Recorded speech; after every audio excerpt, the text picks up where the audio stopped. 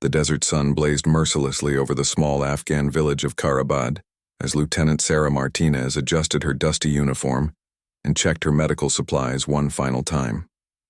She had volunteered for this humanitarian mission, despite the known risks in the area. Intelligence reports suggested Taliban fighters had been spotted nearby, but the villagers desperately needed medical attention after a recent bombing had destroyed their clinic. Sarah's team consisted of 3 other medical personnel and a small security detail. They had arrived at dawn, hoping to treat as many civilians as possible before nightfall. The village elder, a weathered man named Abdullah, had welcomed them with cautious gratitude. His granddaughter had been injured in the bombing, and Sarah immediately focused her attention on the young girl's infected wounds. As the morning progressed, Sarah moved efficiently from patient to patient.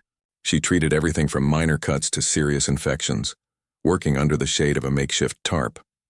The villagers watched her with curious eyes, many seeing an American woman soldier for the first time. Children peeked out from behind their mothers' burqas, fascinated by her gentle manner and medical equipment. By midday, Sarah had treated nearly 30 patients. Her uniform was soaked with sweat, and dust clung to every surface of her gear. She paused to drink water and noticed movement on the nearby hillside. Her security detail had also spotted something, and tension filled the air like electricity before a storm. Suddenly, the crack of rifle fire echoed across the valley. The first bullet struck the ground near Sarah's feet, sending up a spray of dirt and stones. Chaos erupted as villagers screamed and scattered in all directions. Sarah's security team immediately returned fire, their weapons barking in rapid succession as they tried to identify the shooter's position. Sarah grabbed her medical bag and dove behind a low stone wall, her heart pounding. She could see muzzle flashes from multiple positions on the hillside. This wasn't a random attack. They had walked into a carefully planned ambush. The Taliban fighters had been watching and waiting for the perfect moment to strike. The firefight intensified as more insurgents revealed their positions. Sarah's security team was outnumbered and outgunned. She watched in horror as Corporal Davies, one of her protectors, cried out and clutched his shoulder as blood seeped through his fingers.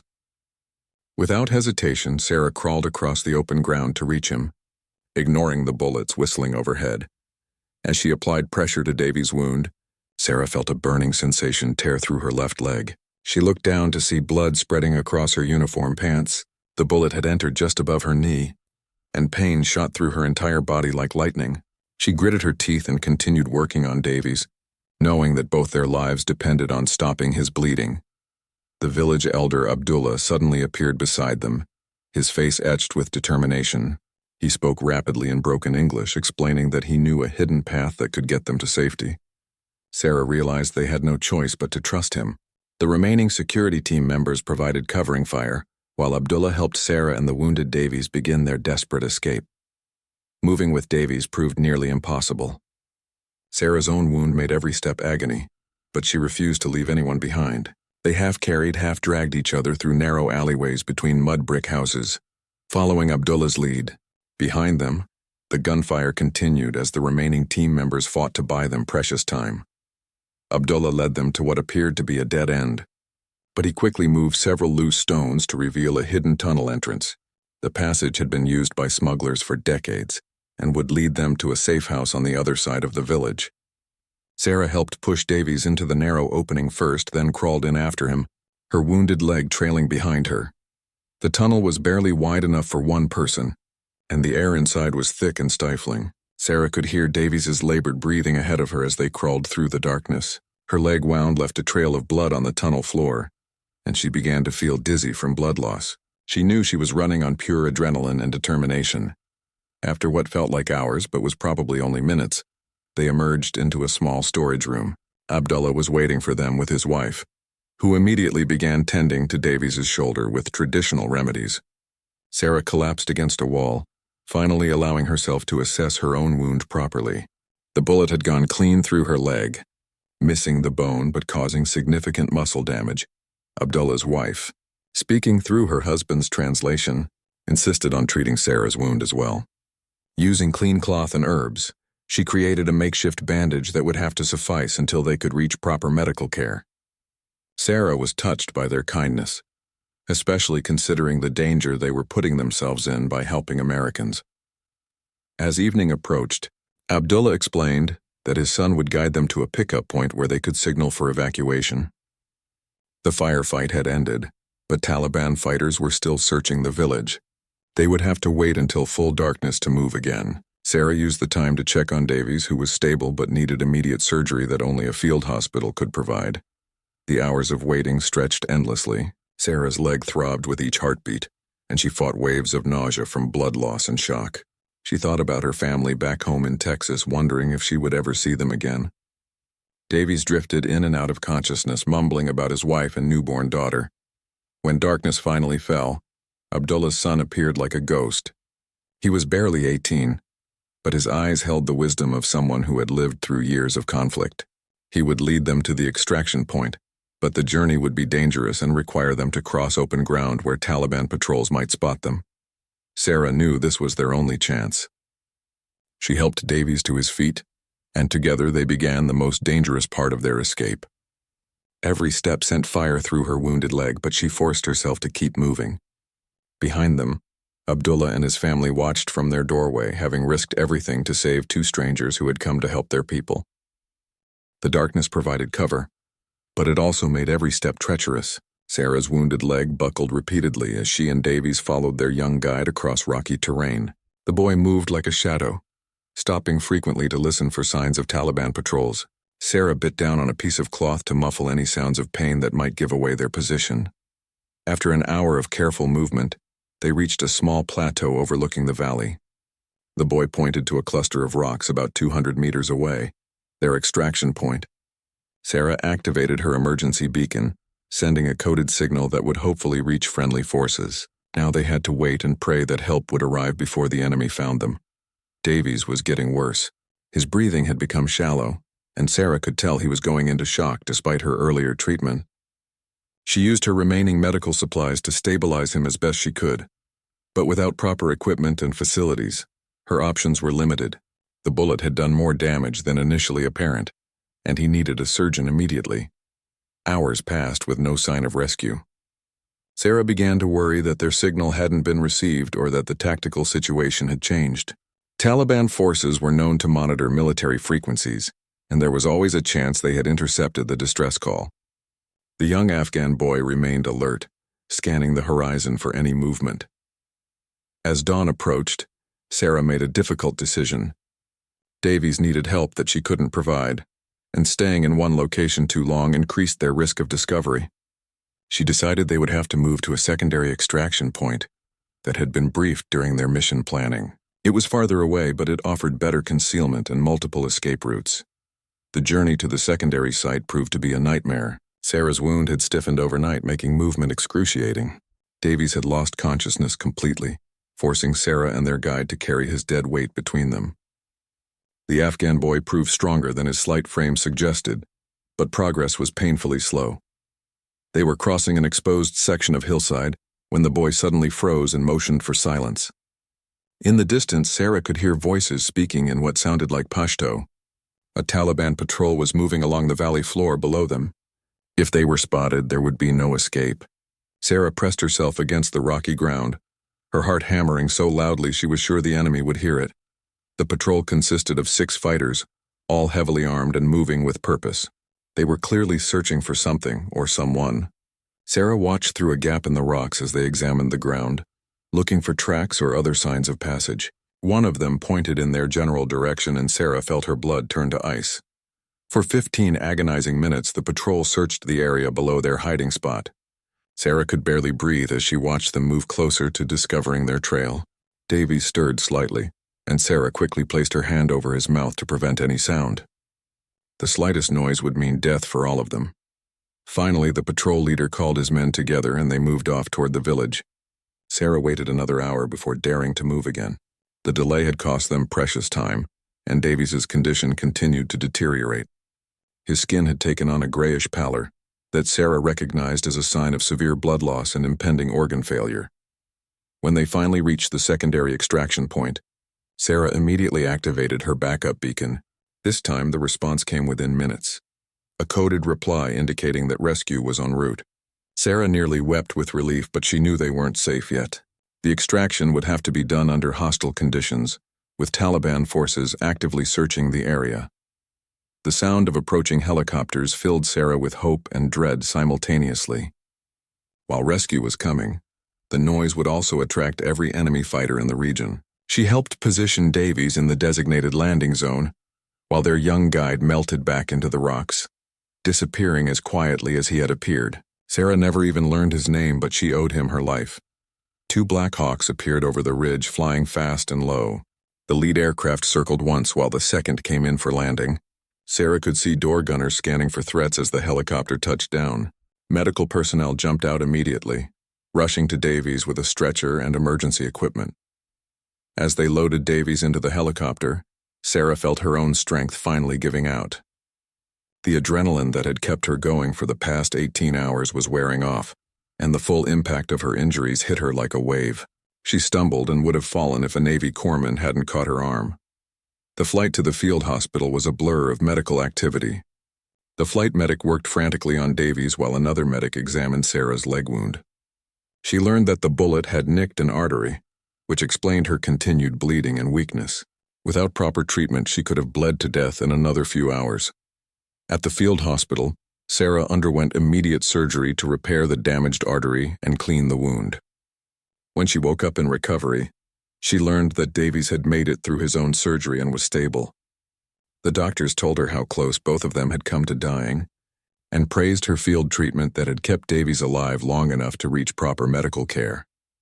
During her recovery, Sarah received word that the village elder Abdullah and his family had been safely relocated after Taliban forces discovered their assistance to American personnel. The military had arranged for them to be moved to a secure area where they could start new lives without fear of retribution. Sarah was relieved to know that their sacrifice hadn't been in vain. The incident had lasting effects beyond the physical wounds. Sarah found herself haunted by nightmares of the firefight and the desperate escape. She struggled with survivor's guilt, wondering why she had been spared when others hadn't been so fortunate. The memories of that day would stay with her forever, changing her perspective on both war and the incredible capacity for courage shown by ordinary people in extraordinary circumstances. 3 weeks later, as Sarah prepared for medical transport back to the United States, she received a letter through military channels. It was from Abdullah's daughter, written in careful English and thanking Sarah for treating the village children. The letter reminded Sarah why she had chosen military medicine in the first place, to help people regardless of nationality or politics. As her transport plane lifted off from Afghan soil, Sarah looked down at the landscape that had nearly claimed her life. She thought about the young Afghan boy who had guided them to safety, about Abdullah's family who had risked everything to help strangers, and about Davies who was recovering in a hospital in Germany. The experience had taught her that heroism could be found in the most unlikely places and circumstances. 6 months after her medical evacuation from Afghanistan, Lieutenant Sarah Martinez found herself assigned to a new unit stateside while completing her physical therapy. The wound in her leg had healed well, but she still walked with a slight limp that doctors assured her would fade with time. More challenging than the physical recovery was the psychological adjustment to being back in a peaceful environment after the intensity of combat. Sarah had been assigned to Camp Pendleton in California, working with a Marine unit that specialized in reconnaissance and special operations. Her experience in Afghanistan, particularly her ability to function under extreme stress, had caught the attention of military leadership. They wanted her expertise in training combat medics who would deploy to high-threat environments. The Marines she worked with were different from the Army personnel she had served with previously. They were harder, more focused, and intensely proud of their reputation as elite fighters. Initially, some questioned whether a wounded Army medic could teach them anything useful. Sarah understood their skepticism and worked twice as hard to prove her value to the team. Her first major assignment involved training a group of newly qualified combat medics. Before their deployment to the Middle East, Sarah drew on her Afghanistan experience to create realistic scenarios that would prepare them for the chaos and confusion of actual combat. She insisted on conducting exercises in challenging conditions, often in the middle of the night or during severe weather. During one particularly intense training exercise, Sarah noticed something that troubled her. The Marines were excellent fighters and showed remarkable tactical skill, but they seemed to view civilians as potential threats rather than people to be protected. Their aggressive mindset, while effective in combat, could create serious problems during humanitarian missions or interactions with local populations.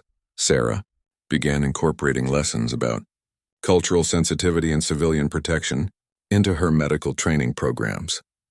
She shared stories from her time in Afghanistan, particularly her experience with Abdullah's family and how their assistance had saved American lives. Some Marines initially resisted these lessons, viewing them as irrelevant to their primary mission of fighting the enemy. The breakthrough came during a complex training scenario Sarah designed based on her actual experience in Karabad. She played the role of a wounded civilian, and the Marines had to decide how to handle the situation while under simulated enemy fire.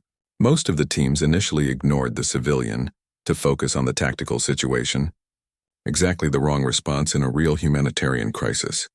After the exercise, Sarah gathered the Marines and explained what had actually happened during her mission.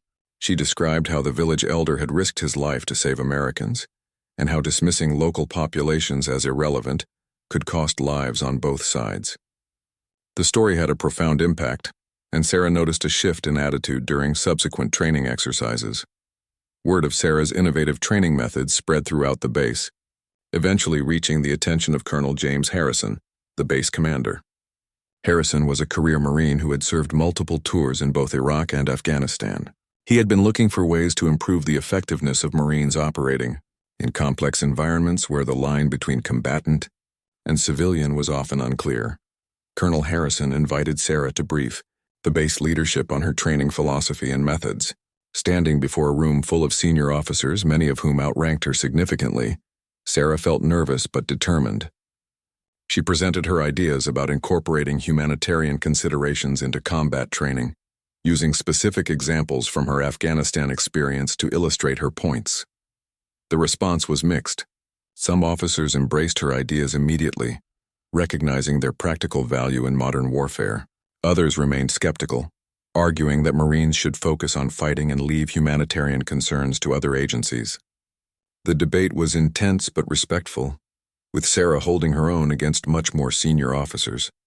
Colonel Harrison ultimately decided to expand Sarah's training program throughout the base. He authorized her to work with other instructors to develop a comprehensive curriculum that would prepare Marines for the complex realities of modern conflicts. Sarah was promoted to captain and given significant resources to implement her vision. The new training program combined traditional combat medicine with cultural awareness, civilian protection protocols, and decision-making under moral complexity. Sarah worked with experts in international law, cultural anthropology, and psychology to create scenarios that reflected real-world challenges. The training was demanding and sometimes controversial, but it produced measurably better results. One of Sarah's most challenging students was Staff Sergeant Mike Torres, a veteran of 3 combat deployments who initially resisted the new training approach. Torres had seen too many friends killed by enemies who hid among civilian populations, and he viewed Sarah's emphasis on civilian protection as naive and dangerous. Their confrontations during training sessions were intense and sometimes heated. The conflict between Sarah and Torres came to a head during a particularly realistic exercise. Torres was leading a team responding to a simulated attack when they encountered Sarah again playing a wounded civilian. Instead of stopping to help, Torres ordered his team to secure the area first, leaving the civilian without aid. When Sarah called him out during the debrief, Torres exploded. Torres accused Sarah of trying to get Marines killed with her unrealistic expectations. He argued that in real combat, hesitation meant death and that worrying about civilians would compromise mission effectiveness. His anger was genuine and reflected the experiences of many combat veterans who had learned to survive by trusting no one and shooting first. Sarah let Torres vent his frustrations, then quietly shared more details about her Afghanistan experience than she had previously revealed. She described watching friends die, making impossible choices under fire, and living with the consequences of split-second decisions. Her calm response and obvious understanding of combat realities gradually diffused Torres's anger. Over the following weeks, Sarah worked individually with Torres and others who struggled with the new training concepts. She helped them understand that protecting civilians wasn't about being naive or soft. It was about being smart and effective in complex environments. Military success often depended on gaining local support, which required treating people with dignity and respect. The transformation in Torres was remarkable. He gradually became one of Sarah's strongest supporters, using his credibility with other Marines to advocate for the new training methods. His conversion was particularly influential because other veterans respected his combat experience and knew he wouldn't endorse anything that would endanger Marines. As Sarah's program gained recognition, she began receiving requests to train units from other bases. Her reputation spread throughout the Marine Corps and eventually reached other branches of the military. The success of her methods was measured not just in training scores, but in real-world performance, as Marines who had received her training reported better relationships with local populations during their deployments. The work was satisfying, but Sarah sometimes felt restless. Training others was important, but she missed the direct patient care that had originally drawn her to military medicine. She began considering her options for returning to operational medicine while maintaining her role as an instructor and innovator in combat medical training. 2 years after her return from Afghanistan, Captain Sarah Martinez received an unexpected assignment that would test everything she had learned about combat medicine and human nature. She was selected to participate in a joint training exercise with Navy SEALs, one of the most elite special operations units in the military. The exercise would simulate a hostage rescue operation in an urban environment, with Sarah providing medical support to the team. The SEAL team was led by Lieutenant Commander Jake Morrison, a veteran of numerous classified operations who had earned respect throughout the special operations community. Morrison initially questioned the decision to include a wounded Army medic in such a high-stakes exercise, but his superiors insisted that Sarah's unique experience and training methods could benefit his team. Sarah arrived at the training facility in Virginia feeling both excited and nervous. She had worked with Marines and regular Army units, but SEALs operated at a different level entirely. Their training was more intense, their missions more dangerous, and their standards higher than anything she had previously experienced. She was determined to prove that she belonged among these elite warriors. The first few days of training were brutal. The SEALs pushed themselves and each other to physical and mental limits that seemed impossible to reach. Sarah struggled to keep up with their pace, her old wound aching as she carried heavy medical equipment through obstacle courses and endurance challenges. Some team members clearly doubted her ability to perform under pressure. The breakthrough came during a complex scenario involving multiple casualties in a confined space. Sarah's training in trauma medicine and her experience treating wounded soldiers under fire proved invaluable. While the SEALs secured the area, she worked efficiently to stabilize wounded role players, making quick decisions about treatment priorities that impressed the team with her competence and composure. Lieutenant Commander Morrison began to see Sarah differently after watching her work under simulated combat stress. He realized that her Afghanistan experience had given her something that couldn't be taught in training: the ability to function effectively when everything was falling apart around her. He started including her in tactical planning sessions, valuing her perspective on medical considerations during operations. The exercise was designed to culminate in a major scenario, simulating a terrorist attack on a civilian target with multiple hostages. Intelligence suggested that several high-value targets would be present, making the mission both critical and extremely dangerous. Sarah would accompany the SEAL team as they infiltrated the target building and neutralized the threats while minimizing civilian casualties.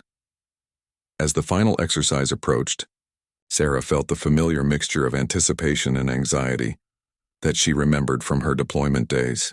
The scenario was designed to be as realistic as possible, with professional actors playing hostages and terrorists, and pyrotechnic effects simulating explosions and gunfire. The stakes felt real, even though everyone knew it was training. The night before the exercise, Sarah had trouble sleeping. She found herself thinking about Davies, Abdullah's family, and all the people who had shaped her understanding of what it meant to serve in the military. She realized that this exercise represented more than just another training opportunity. It was a chance to prove that the lessons she had learned in Afghanistan had broader applications. The exercise began at dawn with the SEAL team receiving their briefing. Intelligence indicated that terrorists had seized a government building and were holding approximately 20 civilians hostage. The terrorists were well armed and had threatened to execute hostages if their demands weren't met. The SEAL team's mission was to neutralize the threat and rescue the hostages with minimal casualties. Sarah reviewed her medical supplies one final time as the team prepared to move out. She carried trauma kits, pain medications, and emergency surgical equipment, everything needed to treat severe injuries in the field. Her role would be to stay close to the team and provide immediate medical care to any casualties, both friendly forces and civilians. The infiltration went smoothly, with the team using stealth and superior training to penetrate the building undetected. Sarah followed closely behind the assault elements, impressed by their silent communication and flawless coordination. These men moved like shadows, appearing and disappearing through the building's corridors without alerting the role-playing terrorists. The first contact came on the building's second floor, where two terrorists were guarding a stairwell. The SEALs neutralized both targets quickly and quietly, but one of the actors suddenly grabbed his chest and collapsed. Sarah realized this wasn't part of the script. The man was having a real heart attack during the exercise. Without hesitation, Sarah broke from her assigned position and rushed to the fallen actor. She immediately began CPR while calling for medical evacuation through her radio. The exercise controllers initially thought this was part of the scenario, but quickly realized the emergency was real and called for an ambulance to respond to the training facility. The SEAL team found themselves in an unexpected situation. Their exercise had become a real medical emergency, with Sarah working frantically to save a man's life while the training scenario continued around them. Lieutenant Commander Morrison made the decision to halt the exercise and secure the building so that emergency personnel could reach Sarah and her patient. Sarah continued CPR for nearly 15 minutes before paramedics arrived to take over care. Her quick response and competent medical care had stabilized the actor until professional emergency services could transport him to a hospital. Later, doctors confirmed that Sarah's immediate intervention had likely saved the man's life by maintaining circulation to his vital organs. The incident had a profound impact on everyone involved in the exercise. The SEALs had watched Sarah demonstrate exactly the kind of quick thinking and decisive action that defined their own approach to crisis situations. She had proven that her medical skills and combat experience made her a valuable addition to any team. Regardless of her previous wound or Army background, Lieutenant Commander Morrison approached Sarah after the emergency was resolved. He thanked her for her life-saving actions and admitted that he had initially doubted her ability to contribute meaningfully to SEAL operations. Her performance during the exercise, both before and during the real emergency, had changed his perspective completely. The exercise was resumed the following day, with a different actor playing the role of the recovered individual. This time the SEALs treated Sarah as a full team member rather than an outsider. They consulted her on tactical decisions involving medical considerations and included her in their planning process. The difference in their attitude was remarkable and obvious to everyone involved. The final assault went flawlessly, with the SEAL team successfully neutralizing all simulated threats and rescuing the hostages without casualties. Sarah's medical expertise proved crucial in treating role-playing wounded civilians and ensuring that the rescue operation met its humanitarian objectives, as well as its tactical goals. After the exercise concluded, Sarah received formal recognition for her life-saving actions and her contribution to the team's success. More importantly, she had gained the respect of some of the military's most elite warriors. Lieutenant Commander Morrison recommended her for inclusion in future joint special operations exercises and praised her combination of medical skill and combat experience. The experience with the SEALs marked a turning point in Sarah's career. She had proven that her Afghanistan experience and innovative training methods had value beyond traditional medical roles. Military leadership began considering her for increasingly challenging assignments that would put her unique skills to the test in real-world operations rather than just training scenarios. 3 years had passed since Sarah's successful training exercise with the SEAL team, and her reputation as an innovative combat medic had spread throughout the special operations community. She had been promoted to major and was now leading a specialized medical unit that supported various elite military operations around the world.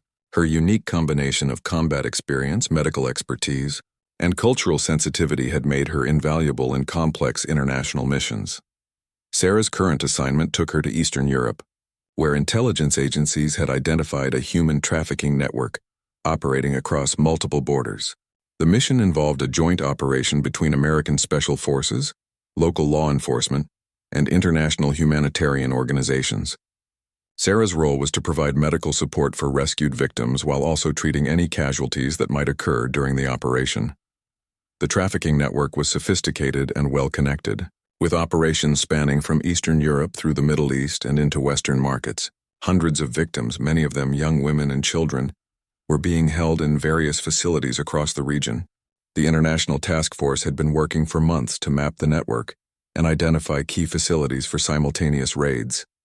Sarah's team established a forward medical facility near the Romanian border, equipped to handle both trauma cases and the complex medical needs of trafficking victims. Many of these individuals had suffered severe physical and psychological abuse, requiring specialized care that went far beyond traditional combat medicine. Sarah had spent weeks preparing for the unique challenges they would face.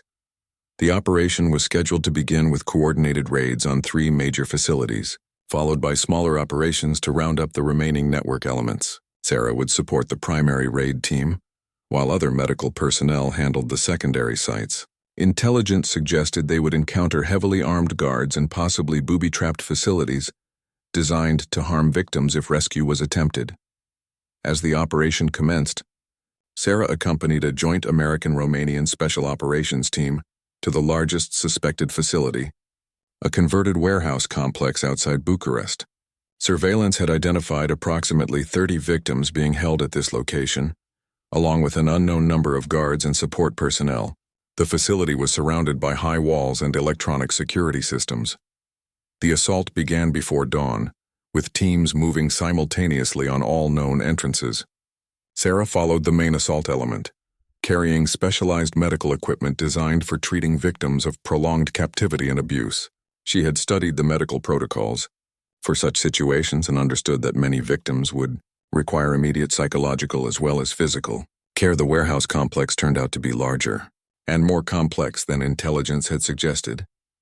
The building contained multiple levels connected by hidden passages and reinforced doors designed to delay any rescue attempt. The special operations teams moved methodically through the facility, clearing rooms and securing evidence while searching for victims. Sarah encountered her first trafficking victim in a small room on the building's 2nd floor. The young woman, who appeared to be in her early 20s, was chained to a wall and showed signs of severe malnutrition and physical abuse.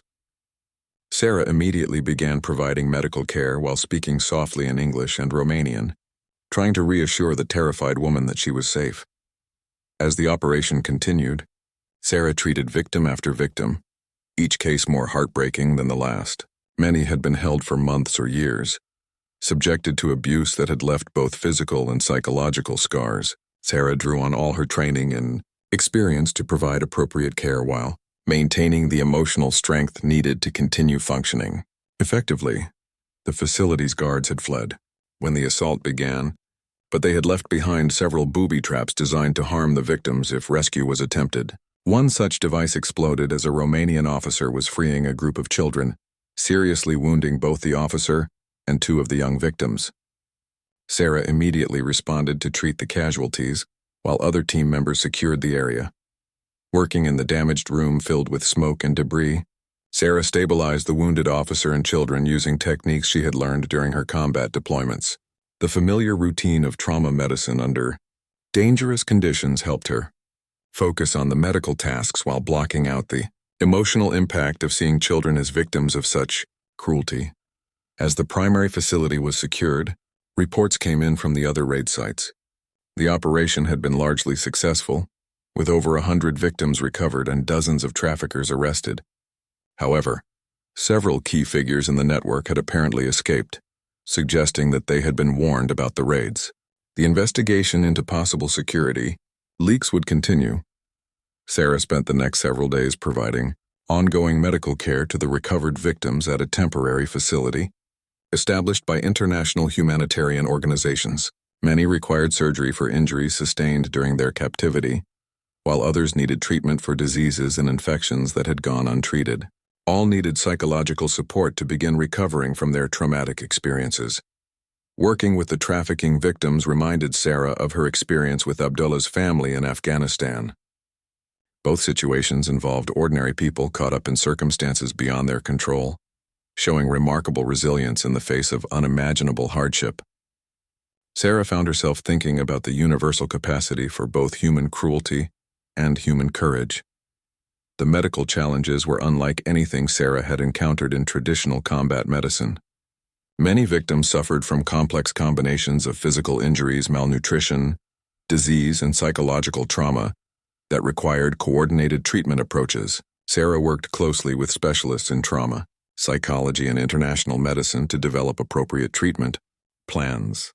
One case particularly affected Sarah, a teenage girl who had been held for over 2 years and spoke no English. Through a translator, Sarah learned that the girl had been kidnapped from her village and forced into the trafficking network. Despite her ordeal, she showed remarkable strength and even tried to help Sarah treat other victims, demonstrating the same kind of courage under adversity that Sarah had seen in combat zones.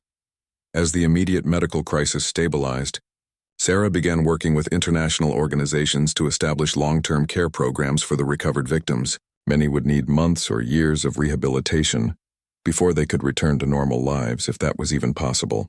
The operation had saved them from immediate danger, but their real recovery was just beginning. The trafficking network operation received international recognition as one of the most successful anti-trafficking efforts in recent years.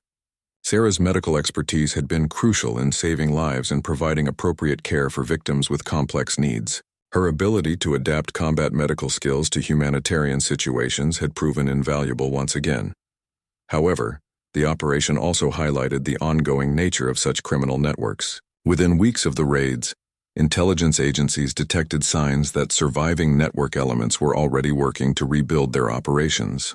The fight against human trafficking, like the fight against terrorism, would require sustained effort and international cooperation over many years. As Sarah prepared to return to the United States, she reflected on how her career had evolved since her wounding in Afghanistan. Each assignment had built on previous experiences, teaching her new skills while reinforcing core lessons about courage, resilience, and the importance of protecting those who couldn't protect themselves. Her next assignment would test these lessons in ways she couldn't yet imagine. Before leaving Europe, Sarah received a letter through the Red Cross from the teenage trafficking victim she had treated. With help from a translator, the girl had written to thank Sarah for her care and to report that she was doing well in a rehabilitation program. Reading the letter, Sarah was reminded once again why she had chosen to dedicate her life to military medicine and humanitarian service.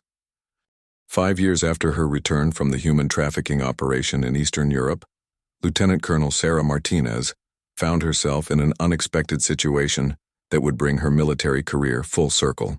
She was now serving as the senior medical officer for a joint special operations task force, leading a team that included many of the same SEALs she had trained with years earlier.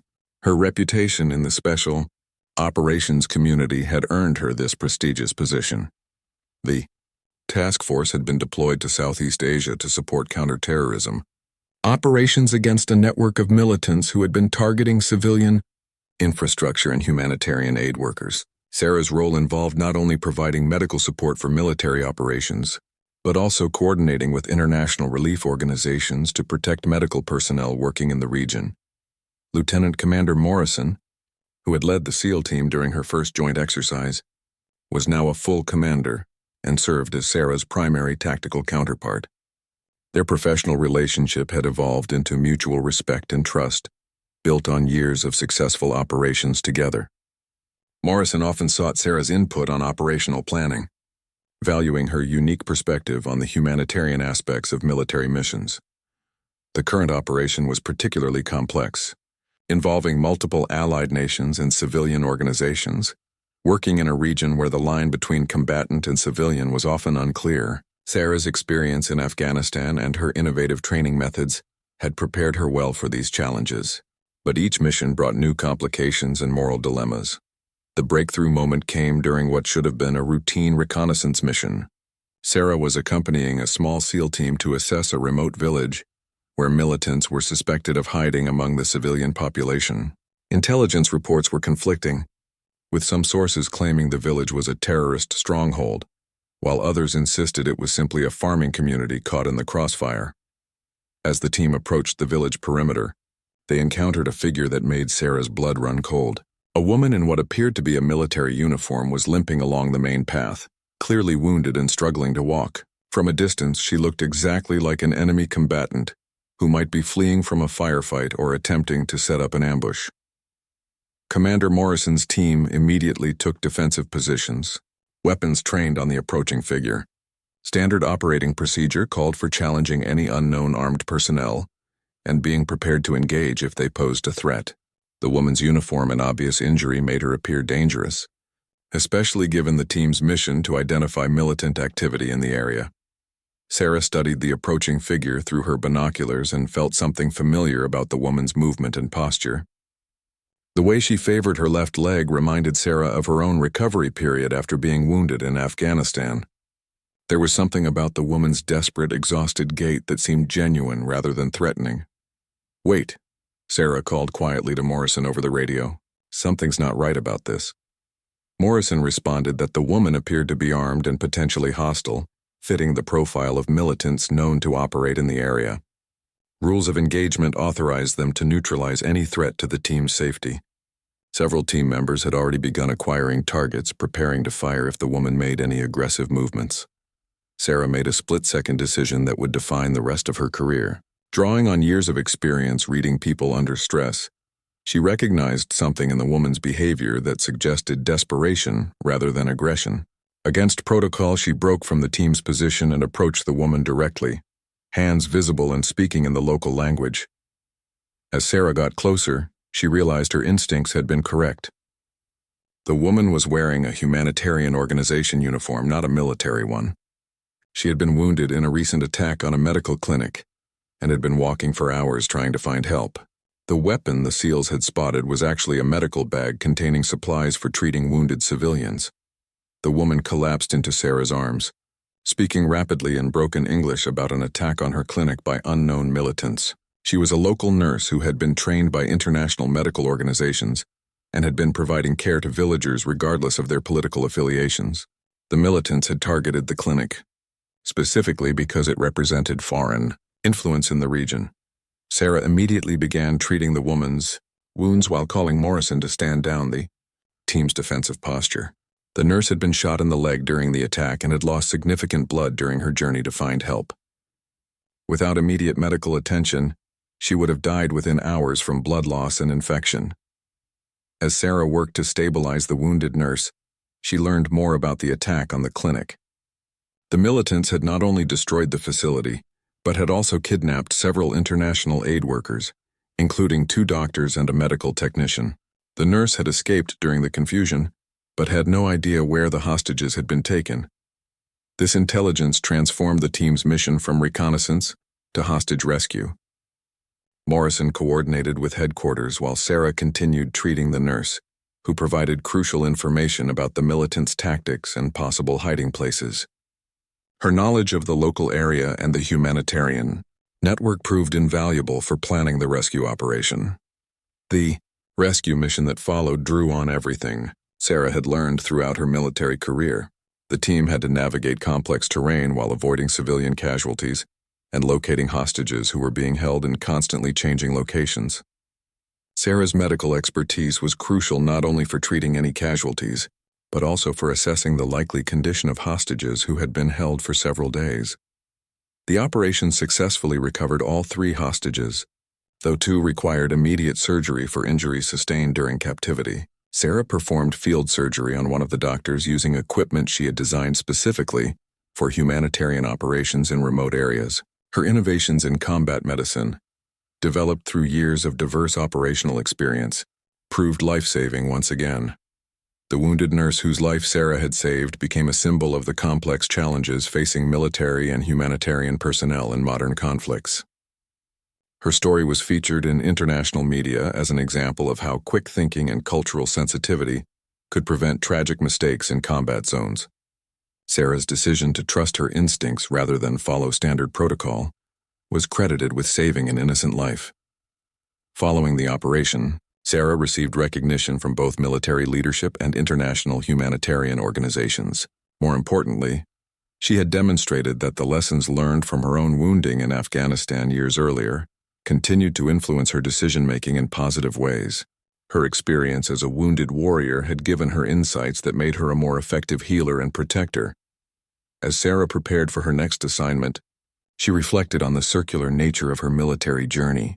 From being a wounded soldier saved by the kindness of strangers in Afghanistan, she had evolved into a leader capable of saving others in similar situations. Each experience had built on previous ones, creating a foundation of wisdom that served her well in increasingly complex operational environments. The young nurse she had rescued eventually recovered fully and returned to humanitarian work, inspired by Sarah's example to continue serving communities affected by conflict. Their brief encounter had created a lasting bond that transcended national and cultural boundaries, demonstrating the universal nature of human compassion and courage under fire. Years later, Sarah would look back on that moment of decision as defining her understanding of what military service truly meant. It wasn't just about following orders or eliminating threats. It was about making moral choices under pressure and using power responsibly to protect those who couldn't protect themselves.